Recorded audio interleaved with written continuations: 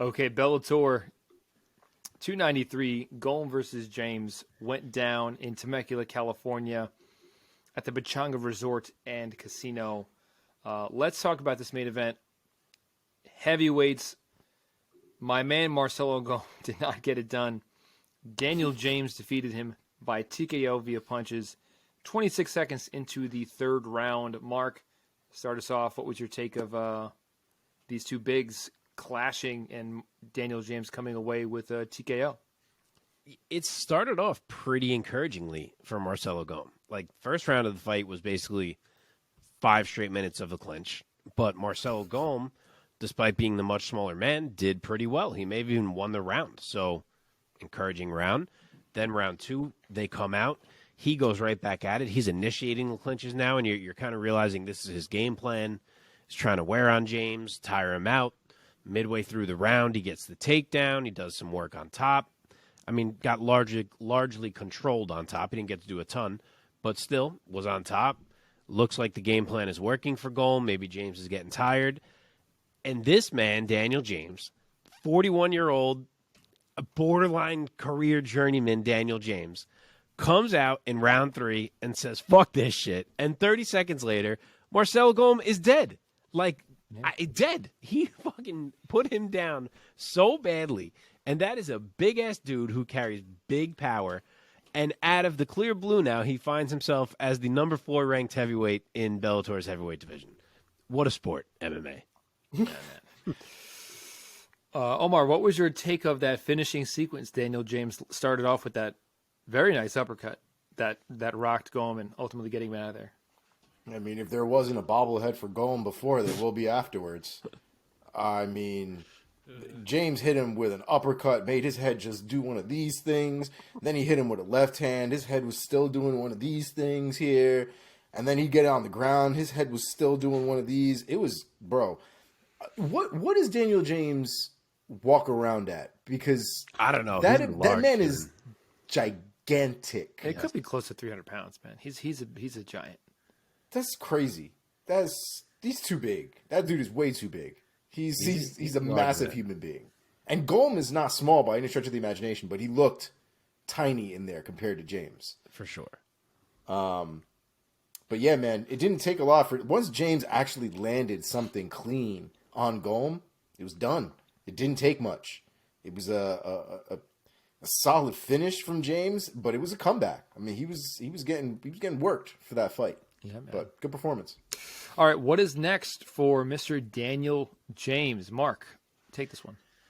So, I don't know what Czech Congo's up to, but I would like to put them two in a cage. You could get tentative Congo, but you could also get one of them killing the other one, which would be awesome.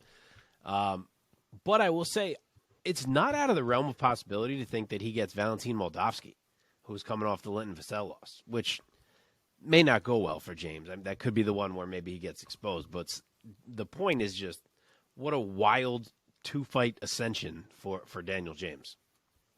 Yeah, man. Yeah. Any other ideas, Omar, or anything that resonated with you? No, I don't. Bellator's rankings are odd to me, but I will say, out of the two that Mark just said, the Czech Congo one seems like somebody's bound to get messed up in that fight. So I might go with that one. Yeah. Okay, let's move on to the women's featherweight division in Bellator. Kat Zingano, the 40-year-old. Man, I was really proved wrong with Bellator's main and co-main event. My theory of going with the youths backfired on me.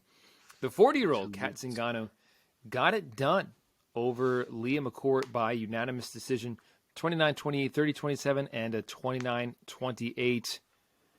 Omar, take it first. What was your take on Alpha Cat getting it done?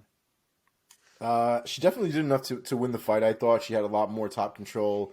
But I thought Leah McCourt made a good accounting of herself, man. That girl is a fucking scrapper. And she did not stop fighting from beginning to end. She showed no intimidation that she was in front of Kat Zingano. I just think she didn't have the overall ground game, I thought, to really keep Zingano on a back foot. There were a few reversals. There were, there was fight from Leah McCourt. She did not make that easy for Kat Zingano. By the end of the fight, Leah McCourt got opened up from a lot of the elbows that Kat was throwing from top position.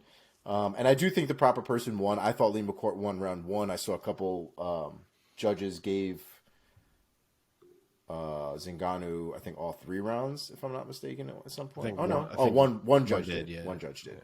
But I did have the first round going to Leah and then the last 2 going to Zingano. I thought it was a very competitive fight.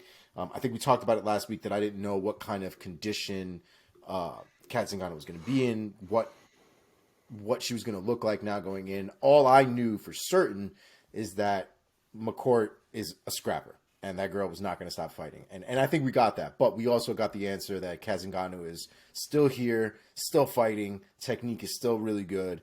So it was good accounting from her as well. I thought it was a great fight. Mark, what did you make of Kat Zingano getting it done over Leah McCourt by UD? I agree with all that. It was a really competitive fight. The whole way through was really up in the air, I would say, midway through that 3rd round.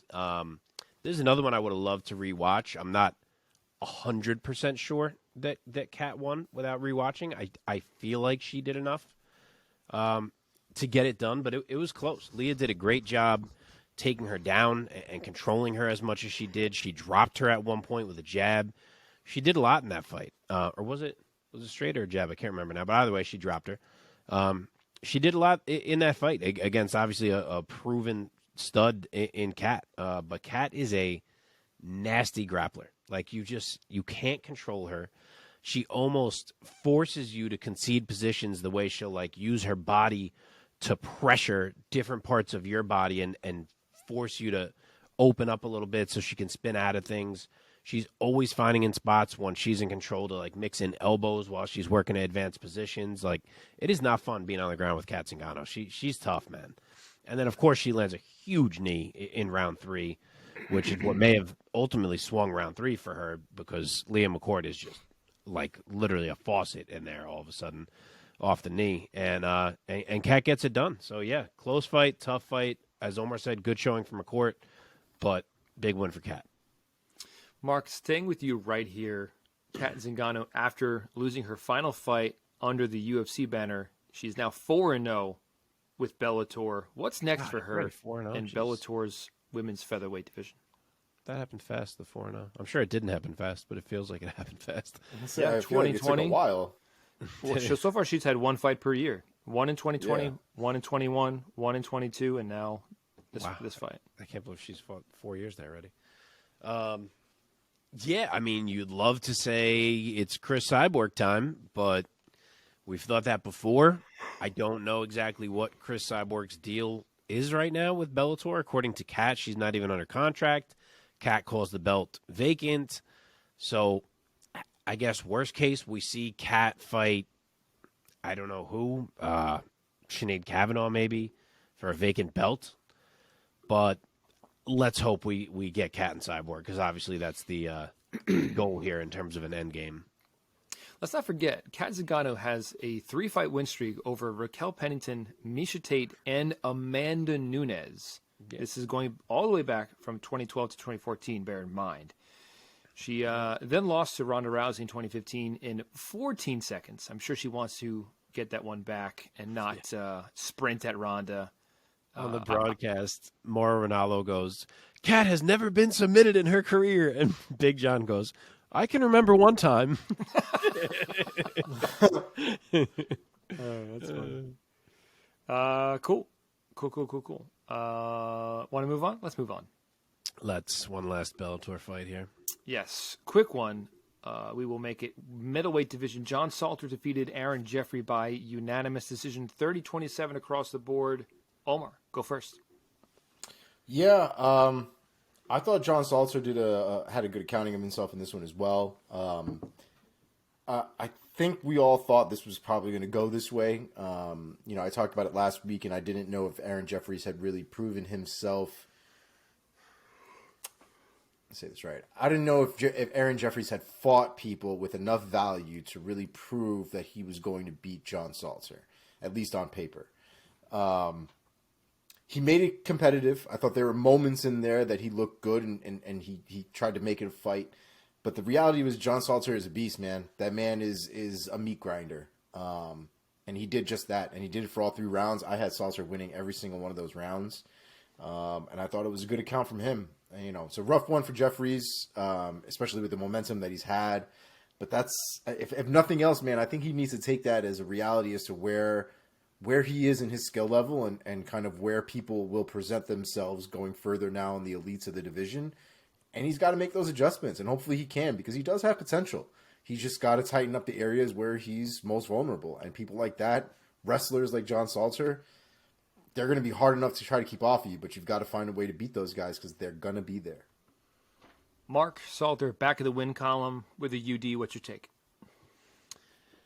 I mean, this one sucked a bit, let's be honest, but John Salter played to his advantages. And obviously we see he retired post-fight, so I'm sure he went in there thinking, look, I'm retiring at the end of this thing. I'm going to make damn sure I come out of here with a W. So he didn't take a ton of risks. I mean, he was going for it. Jeffery was defending well. Jeffrey's good.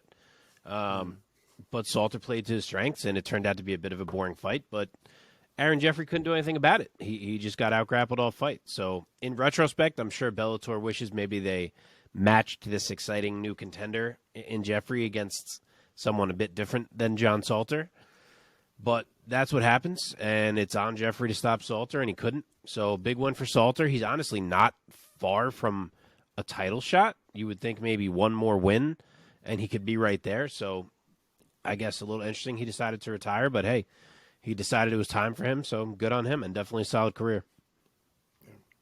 And real quick before we move off of Bellator, the guy who got married or got engaged was Luke Traynor, the light heavyweight. Oh, he had a great win. Yeah, he opened the main card for this Bellator event. So after he choked out Sullivan Cauley, he proposed to his girlfriend, his longtime girlfriend, apparently of like a decade or some shit. Had no ring. Took the ring off of her and proposed to her with a ring she already had the fuck on. What? And the man did this on national TV. What'd she do? I mean, what was she going to do? She said yes. She cried. She had a great time. But, like, there's going to be a moment where she looks back and she's going to be like, "Oi, Luke, you didn't have a ring for me." And it's going to be a problem. I never heard of that before. It was a weird flex. I'll tell you that. It's a new one. It's weird. And he even said it out of his mouth. He's like, I should have married her a long time ago. I should have proposed to her a long time ago. Man wasn't even remotely ready. Not even a little bit. Maybe it was spur of the moment. Yeah. He was pumped. Big win. Yeah, definitely. I mean, he did it during a good time. Just should have had something else going there. Yeah, a little bit man. of plan.